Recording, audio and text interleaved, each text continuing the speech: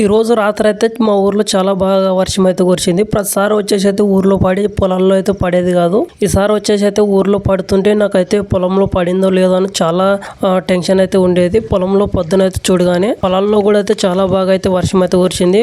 మొత్తం భూమి అంతా అనేది అయితే నానడం అయితే జరిగింది. చాలా మంది రైతులు అనేది అయితే పొలాల్లోని పత్తి గింజలు అయితే నాటుకుంటూ ఉన్నారు. నాటుకున్న తర్వాత మొలక అనేది అయితే భూమిని అయితే లేపుకోలేక మొలకలు అనేది అయితే ఇరిగిపోయే సమయంలోనే అయితే వర్షం అయితే వచ్చి చాలా బాగా రైతులను అయితే ఆకట్టుకుంటుంది అని అనుకున్నాము. చాలా బాగానే అయితే వర్షం అయితే వచ్చింది. కొన్ని సైడ్లు అనేది అయితే భారీ వర్షం కురవడంతో అనేది అయితే భూమి మీద ఉన్న మొలకలు అలాంటివి విరిగిపోయి అనేది అయితే మొత్తం గెట్లు అలాంటివి తెగిపోయినాయి. కొన్ని సైడ్లు అనేది అయితే చాలా బాగా అయితే యూజ్ అయింది. అలాగే కొన్ని సైడ్లు అనేది అయితే భారీ వర్షం కొట్టడంతో భూమి అనేది అయితే మొత్తం అయితే పోయింది.